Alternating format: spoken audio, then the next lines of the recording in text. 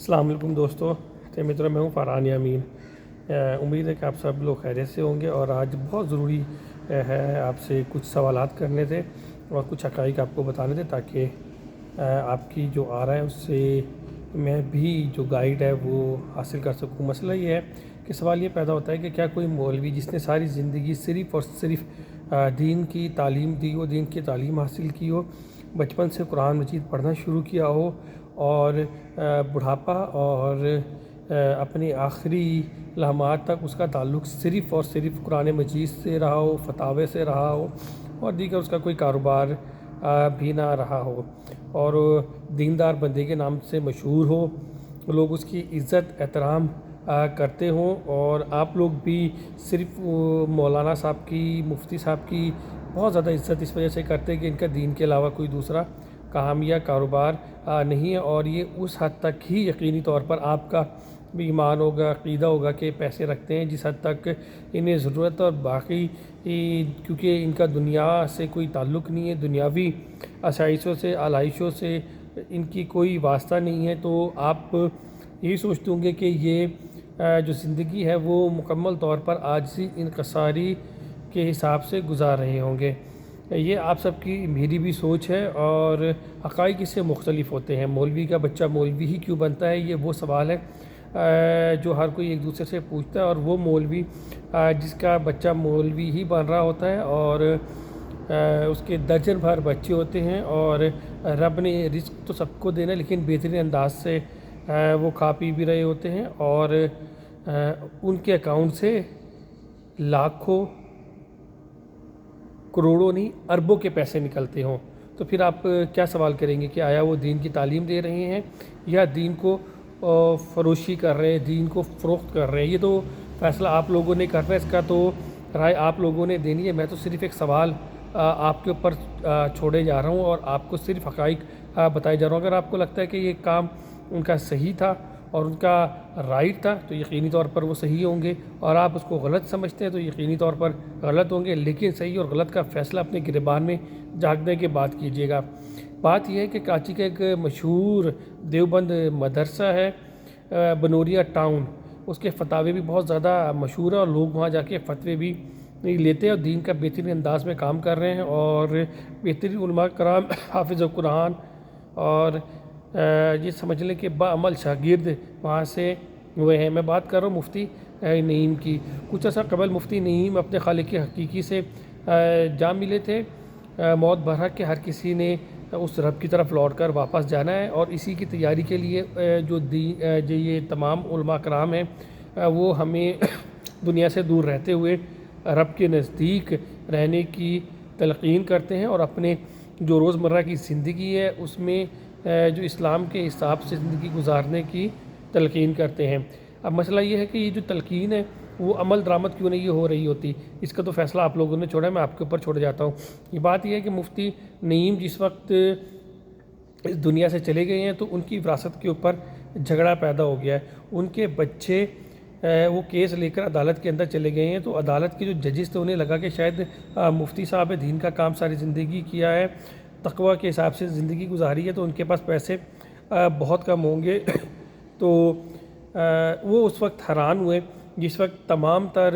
جو پراپرٹی ہے وہ مفتی صاحب کی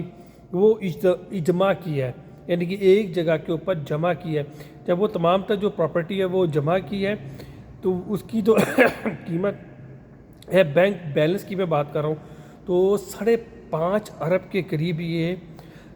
جو مفتی صاحب ہیں ان کی ملکیت سے ان کے نکلے ہیں۔ تو آپ یقینی طور پر حیران ہوں گے جس وقت یہ تمام تر جو چیزیں سامنے آئی ہیں، جج کے جو لوگ بیٹھے ہوئے ہیں وہ تمام تر چیزیں دیکھ رہے تھے، وہ کہتے کہ جس وقت یہ بینک بیلنس جج کے سامنے پیش کیا گیا تو ایک دفعہ وہ شاکڈ ہوا ہے، جو دیکھنے والے وہاں لوگ موجود تھے، تو ان کے کہنے کے مطابق، کیونکہ میں وہاں پر موجود نہیں تھا، میرے پاس اس بارے میں علم نہیں تھا، اور وہ حیران ہوتے ہوئے پوچھے کہ مفتی صاحب کے اکاؤنٹ میں اتنے پیسے موجود تھے، 5.5 ارب روپے، اور یہ آج کی بریکنگ نیوز بن گئی ہے۔ اس وقت سوشل میڈیا کے اوپر گردش تمام تر چیزیں کر رہے ہیں، لیکن میں آپ کو یہ بتا دوں، بینگ این ایڈوکیٹ اور ایک ایز اے جرنلسٹ، میں نے ان کی جو ڈاکومنٹیشن ہے وہ نہیں دیکھی ہے. سوشل میڈیا کی خبر ہے جو میں آپ کو تک پہنچا رہا ہوں, اس کے اوپر تجزیہ کر رہا ہوں. بات یہ نہیں ہے کہ ان کے پاس پیسے کتنے تھے, 5 تھے, 10 تھے, 5 ارب تھے بھی یا نہیں, لیکن بہرکیف ان کے جو بچے ہیں وہ عدالت میں گئے ضرور ہیں. اگر مفتی صاحب کے اکاؤنٹ کے اندر 5.5 ارب روپے موجود ہیں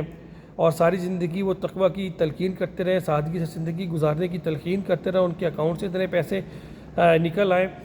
تو یقینی طور کے اوپر جو دینی علماء ہیں ان کو اپنے کردار کے اوپر خود ہی اس کا یہ سمجھ لے کہ اسسینیشن کرنی, وہ اسسینیشن تو نہیں کہہ سکتے کیونکہ قتل تو نہیں ہو سکتا, یہ انہیں اپنے کردار کے اوپر خود ہی اس کا تجزیہ کرنا ہوگا. تمام علماء کرام کو بیٹھ کے دیکھنا ہوگا کہ ایک مفتی جس نے ساری زندگی صرف فتوے دیے اور اس کے اکاؤنٹ سے اتنے پیسے نکل آنا, 1 1.5 لاکھ کی تو عام سی بات تھی کہ چلو جی 1 1.5 لاکھ روپے ان کے اکاؤنٹ سے نکل آئے ہیں, لیکن 1 1.5 لاکھ سے 5 لاکھ ہوں گے, 10 لاکھ ہوں گے, 15 لاکھ ہوں گے, 20 لاکھ ہوں گے, 50 لاکھ سے اوپر جتنی بھی رقم تھی. جس بندے کا کوئی دوسرا کاروبار نہیں ہے وہ یقینی طور کے اوپر ایک سوالیہ نشان ضرور ہے, اور تمام لوگوں کو یہ سوچنا ہوگا یہ کون سے علماء کرام ہیں اور یہ کون لوگ ہیں جن کے پاس دین فروشی کا کام ہو رہا ہے. میں کسی کے اوپر الزام نہیں لگا رہا ہوں, نہ ہی مفتی نعیم کے کردار کے اوپر کوئی سوال اٹھا رہا ہوں. میں جو اپنی سوچ ہے جو کہ غلط بھی ہو سکتی ہے اور صحیح غلط کا اختیار آپ لوگوں کے پاس ہے, میں تو اپنی ایک سوچ بتا رہا ہوں, اور یہ کہہ رہا ہوں کہ مفتی نعیم نہیں, تمام جو علماء کرام ہیں جو کوئی کاروبار نہیں کرتے, مسجد کے اندر نماز پڑھاتے, ان کا گزر بخر مسجد کے اندر ہوتا ہے اور ان کے اکاؤنٹ سے اندر 50 لاکھ سے زائد رقم نکل آئے گی, تو یقینی طور پر یہ ایک سوالیہ نشان ہے. اور یہی وجہ ہے کہ علماء کرام کی جو زبان میں وہ تاثیر باقی نہیں رہی ہے. اب تمام لوگوں نے یقینی طور پر